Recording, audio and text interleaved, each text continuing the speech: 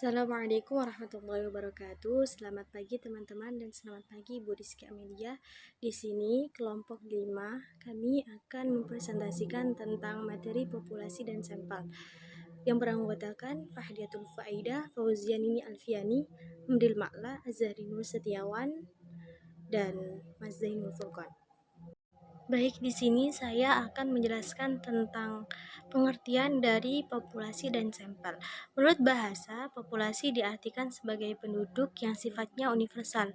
Dalam dunia penelitian, populasi diartikan sebagai objek penelitian. Bisa jadi berupa manusia, gejala, benda, pola sikap, tingkah laku, dan sebagainya yang menjadi objek penelitian. Jadi, populasi adalah totalitas dari semua objek atau individu yang memiliki karakteristik tertentu, jelas, dan lengkap yang akan diteliti. Objek yang diteliti dalam populasi disebut unit analisis atau elemen populasi. Sedangkan sampel sendiri yaitu beberapa contoh yang diambil dari populasi yang dirasa mewakili semua populasi yang ada. Sampel adalah contoh yang dianggap mewakili populasi atau cerminan dari keseluruhan objek yang akan diteliti. Sampling merupakan proses pemilihan sejumlah individu untuk suatu penelitian sedemikian rupa sehingga individu-individu tersebut menjadi perwakilan dari kelompok yang lebih besar. Tujuan dari sampling sendiri yaitu untuk menggunakan sebagian objek penelitian yang diselidiki untuk memperoleh informasi tentang populasi. Nah, dalam penelitian kuantitatif dan kualitatif sendiri terdapat perbedaan yang mendasar dalam pengertian antara pengertian populasi dan sampel. Dalam penelitian kuantitatif, populasi diartikan sebagai wilayah generalisasi yang terdiri atas objek atau subjek yang mempunyai kualitas dan karakteristik tertentu yang ditetapkan oleh peneliti untuk dipelajari dan kemudian ditarik kesimpulannya. Sedangkan sampel adalah sebagian dari populasi itu. Populasi itu misalnya penduduk di wilayah tertentu, jumlah pegawai pada organisasi tertentu, jumlah guru dan murid di sekolah tertentu, atau sebagainya. Dalam penelitian kualitatif tidak menggunakan istilah populasi atau tetapi separately dinamakan social situation, yakni di mana situasi sosial yang terdiri atas 3 elemen, yaitu tempat, pelaku, dan aktivitas yang berinteraksi secara keseluruhan. Situasi sosial tersebut dapat dilakukan seperti di rumah, kayak keluarga, aktivitasnya di rumah, atau orang-orang di sudut-sudut jalan yang sedang ngobrol, atau di tempat kerja, di kota, di desa, atau di suatu wilayah tertentu. Situasi sosial tersebut dapat dinyatakan sebagai objek penelitian yang ingin diketahui apa yang terjadi di dalamnya. Pada situasi sosial atau objek penelitian ini dapat mengamati secara mendalam aktivitas orang-orang yang ada pada tempat tertentu. Terdapat berbagai alasan mengapa diadakan pengambilan sampel sebagai data. Yang pertama yakni masalah ketelitian, yang kedua yakni mempercepat pelaksanaan penelitian. Jadi penelitiannya nanti tidak terlalu lama jika kita mengambil sampel. Yang ketiga yakni objek penelitian yang homogen. Yang keempat yakni objek penelitian yang mudah rusak. Yang kelima yakni faktor ekonomis. Bisa dilihat teman-teman, itu adalah contoh gambar antara populasi dan sampel. Bisa dilihat itu yang dinamakan populasi yakni semua jumlah. Misalnya kita mau meneliti anak siswa SD kelas 4. Jadi seluruh siswa di kelas 4 itu dinamakan populasi. Kemudian kita mengambil sampel atau mungkin bisa mengambil dari misal 5 atau 10 dari semua siswa itu. Kita hanya mengambil sebagian dari populasi. Nah, itu dinamakan sampel. Jadi yang diteliti hanya 10 siswa tersebut. Tetapi dengan syarat kita harus bisa memilih sampel itu dengan baik. Jadi semua siswa itu bisa diwakili atau bisa sampel 10 siswa itu bisa mewakili dari semua siswa kelas 4 tersebut. Baik, di sini saya akan menjelaskan tentang jenis-jenis populasi. Nah, populasi itu dibedakan menjadi dua. Yang pertama berdasarkan keadaan dan yang kedua itu berdasarkan ukurannya. Untuk populasi yang berdasarkan keadaan ini ada dua. Yang pertama ada populasi homogen dan populasi heterogen. Pada populasi homogen ini bisa dikatakan homogen jika unsur-unsur dari populasi yang diteliti memiliki sifat-sifat yang relatif seragam satu sama lain. Jadi pada populasi ini dapat kita temukan di bidang eksakta, misalnya seperti air, lautan, dan juga sebagainya. Yang kedua, yakni populasi heterogen. Populasi bisa dikatakan heterogen apabila unsur-unsur dari populasi yang diteliti memiliki sifat-sifat yang relatif berbeda satu dengan yang lain. Karakteristik seperti ini banyak ditemukan dalam penelitian sosial dan perilaku yang objeknya manusia atau gejala-gejala dalam kehidupan manusia yang bersifat unik dan kompleks. Kemudian populasi berdasarkan ukurannya juga dibagi menjadi dua, yaitu populasi terhingga dan populasi tak terhingga. Pada populasi terhingga ini dapat dikatakan terhingga jika anggota populasi ini dapat diperkirakan atau diketahui jumlahnya. Yang kedua ada populasi tak terhingga. Nah, populasi dikatakan tak terhingga bila mana anggota populasinya tidak dapat diperkirakan atau tidak dapat diketahui jumlahnya. Teknik pengambilan sampel. Teknik pengambilan sampel merupakan proses di mana porsi suatu populasi akan dipilih supaya dapat mewakili semua populasi yang ada. Secara umum, teknik pengambilan sampel sendiri ada dua macam. Yang pertama, random sampling atau disebut juga dengan probability sampling, dan yang kedua adalah non-probability sampling atau disebut juga dengan non-random sampling. Yang pertama, probability sampling. Probability sampling merupakan cara pengambilan sampel yang mana menggunakan kaidah peluang tertentu dalam menentukan sampel penelitiannya. Jadi, memungkinkan untuk setiap anggota populasi dijadikan sebagai sampel. Misalnya, dalam suatu populasi ada 50 anggota. Nah, target sampel yang akan digunakan dalam penelitiannya adalah 25. Jadi, elemen tersebut memiliki 25 banding 50 kemungkinan akan terpilih dijadikan sebagai sampel dalam penelitian tersebut. Probability sampling ada 5 macam. Yang pertama ada sampel acak sederhana atau disebut juga dengan simple random sampling. Simple random sampling sendiri merupakan teknik pengambilan sampel yang dilakukan secara acak tanpa memandang tingkatan populasi dan memberikan kesempatan yang sama kepada setiap populasi untuk dapat dijadikan sebagai sampel. Metode yang dapat digunakan dalam simple random sampling ini di antaranya adalah metode Lotre atau bisa juga dengan menggunakan bilangan acak. Yang kedua yaitu systematic random sampling, merupakan metode pengambilan sampel yang hanya mengambil unsur pertamanya saja dari sampel yang sudah dipilih secara acak. Yang selanjutnya, sampel selanjutnya akan dipilih berdasarkan pola tertentu. Yang ketiga ada sampel acak berstrata, maksudnya pengambilan sampel yang dipakai jika populasi memiliki susunan tingkatan. metode ini dipakai hanya untuk populasi yang memiliki sifat heterogen. Yang keempat ada sampel acak berdasarkan area, maksudnya pengambilan sampel yang mana populasi terdiri dari kelompok individu, bukan individu-individu.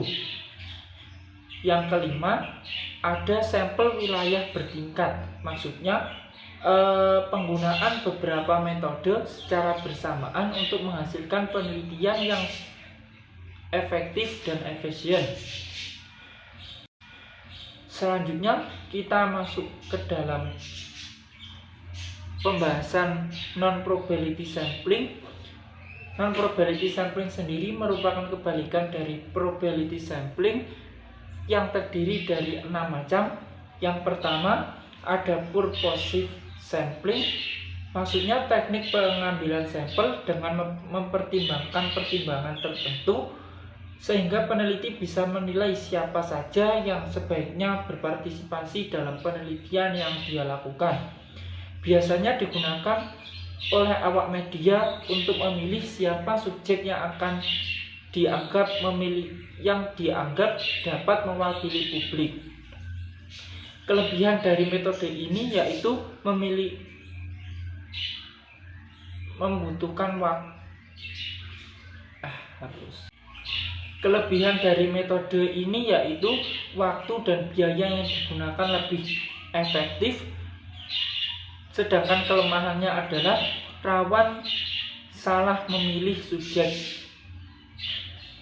Yang kedua ada snowball sampling, maksudnya ketika sampel yang akan dijadikan sebagai subjek sulit untuk dilacak. Nah, kelebihannya sendiri yaitu mendapat responden yang kredibel dalam bidangnya, sedangkan untuk kekurangannya adalah memakan waktu yang cukup lama. Yang ketiga ada accidental sampling, maksudnya teknik pengambilan sampel secara kebetulan. Jadi siapa saja yang ditemui bisa dijadikan sebagai sampel. Pengambilan sampel seperti ini biasanya digunakan dalam penelitian ilmiah atau skripsi. Kelebihan dari metode accidental sampling yaitu mudah dalam memilih sampel, dan untuk kekurangannya sendiri adalah sulit untuk mencari karakteristik yang diinginkan oleh peneliti. Selanjutnya yang keempat ada kuota sampling, maksudnya teknik pengambilan sampel yang memiliki ciri-ciri tertentu sampai jumlah kuota yang diinginkan itu terpenuhi. Untuk kelebihan metode kuota sampling sendiri yaitu lebih praktis, sedangkan untuk kekurangannya sendiri yaitu bias, maksudnya belum tentu dapat mewakili semua populasi yang ada. Yang kelima yaitu sampel jenuh, maksudnya teknik penentuan sampel jika semua anggota populasi dijadikan sebagai sampel. Kelebihan dari metode ini yaitu lebih mudah, praktis, murah, dan cepat. Sedangkan untuk kekurangannya sendiri yaitu tidak bisa digunakan untuk kelompok besar, jadi hanya bisa digunakan untuk kelompok kecil. Yang terakhir, yang keenam yaitu systematic sampling, yaitu teknik pengambilan sampel dengan menggunakan urutan. Baiklah, saya akan melanjutkan presentasi kali ini. Saya akan menjelaskan tentang menentukan besaran sampel. Untuk menentukan sampel dari populasi digunakan perhitungan maupun acuan tabel yang dikembangkan para ahli. Secara umum, untuk penelitian korelasional, jumlah sampel minimal untuk memperoleh hasil yang baik adalah 30. Sedangkan dalam penelitian eksperimen, jumlah sampel minimum 15 dari masing-masing kelompok, dan untuk penelitian survei jumlah sampel minimum adalah 100. Lalu ada pendapat yang memberikan pendapat sebagai berikut, yaitu jika peneliti memiliki beberapa ratus subjek dalam populasi, maka mereka dapat menentukan kurang lebih 25-30% dari jumlah tersebut. Jika jumlah anggota subjek dalam populasi hanya meliputi antara 100-150 orang dan dalam pengumpulan datanya peneliti menggunakan angket, maka sebaiknya subjek sejumlah itu diambil seluruhnya. Namun apabila peneliti menggunakan teknik wawancara dan pengamatan, jumlah tersebut dapat dikurangi menurut teknik sampel dan sesuai dengan kemampuan peneliti. Satu nasihat juga yang perlu kita ingat bahwa penetapan jumlah sampel yang kelewat banyak selalu lebih baik daripada kurangnya. Mungkin itu saja yang dapat saya sampaikan. Dan selanjutnya akan dilanjutkan oleh teman saya. Baik, di sini saya akan menjelaskan tentang manfaat sampel dan populasi yang ada 6. Yang pertama, satu, dapat menarik kesimpulan tentang populasi. Yang kedua, efisiensi. Yang ketiga, akurasi. Yang keempat, mempercepat proses pengambilan keputusan. Yang kelima, penghematan sumber daya. Dan yang terakhir, keenam, memungkinkan analisis yang lebih rinci. Yang pertama yaitu menarik kesimpulan tentang populasi. Maksudnya yaitu sampel digunakan untuk membuat estimasi tentang populasi secara keseluruhan, karena tidak selalu mungkin untuk mengumpulkan data dari seluruh populasi. Sampel dapat memberikan informasi yang cukup untuk memperkirakan karakteristik populasi. Yang kedua, manfaat efisiensi, yaitu mengumpulkan data dari seluruh populasi seringkali sangat mahal dan waktu yang padat. Penggunaan sampel dapat menjadi alternatif yang lebih efisien karena memungkinkan pengumpulan data dengan biaya dan waktu yang lebih rendah. Yang ketiga, akurasi. Dalam beberapa kasus, sampel dapat memberikan estimasi yang lebih akurat daripada populasi. Ini terjadi ketika sampel yang dipilih secara acak adalah representatif dari populasi secara keseluruhan. Yang keempat, mempercepat pengambilan keputusan. Teknik pengambilan keputusan dalam bisnis dan organisasi seringkali memerlukan informasi yang tepat. Penggunaan sampel dapat memungkinkan pengambilan keputusan lebih cepat daripada pengumpulan data dari seluruh populasi. Yang kelima, penghematan sumber daya. Penggunaan sampel dapat menghemat sumber daya seperti tenaga kerja dan anggaran karena tidak selalu diperlukan untuk mengumpulkan data dari seluruh populasi. Dan yang terakhir, yang keenam, memungkinkan analisis yang lebih rinci, yaitu sampel dapat memberikan informasi yang lebih rinci tentang karakteristik populasi karena dapat memungkinkan pengujian yang hipotesis dan analisis statistik yang lebih mendalam. Selanjutnya, perbedaan sampel penelitian kuant dan juga kual. Sampling pada penelitian kualitatif menurut Creswell, teknik sampling yang tepat untuk desain penelitian kualitatif adalah teknik non-probability sampling, yakni di mana peneliti hanya memilih informan-informan tertentu yang dianggap memiliki informasi yang akurat dan memadai mengenai masalah yang ingin diteliti.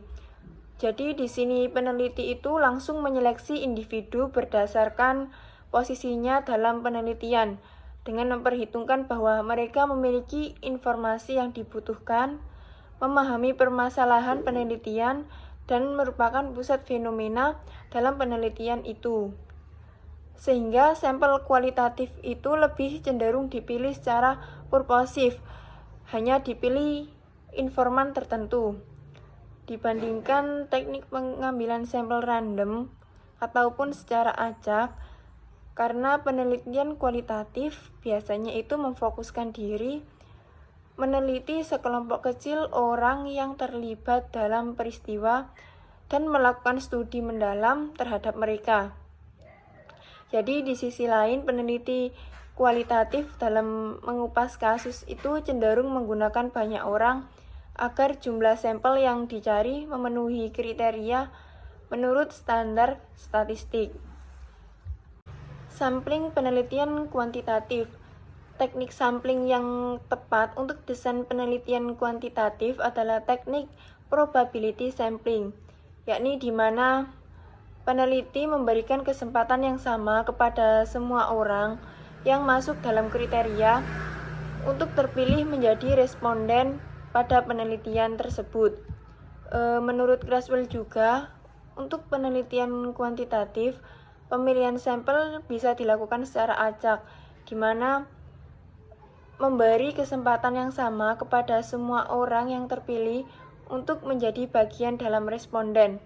Hal itu merupakan prosedur yang paling tepat untuk memungkinkan kita menggeneralisasi temuan-temuan suatu penelitian ke seluruh populasi.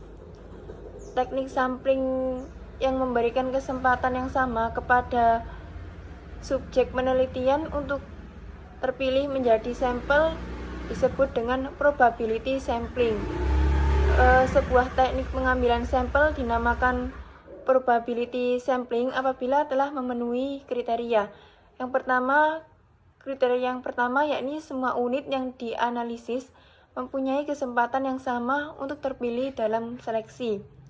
Kriteria yang kedua yakni semua unit yang akan diseleksi diketahui secara pasti, dan kriteria yang ketiga yakni semua proses seleksi menggunakan teknik acak atau random.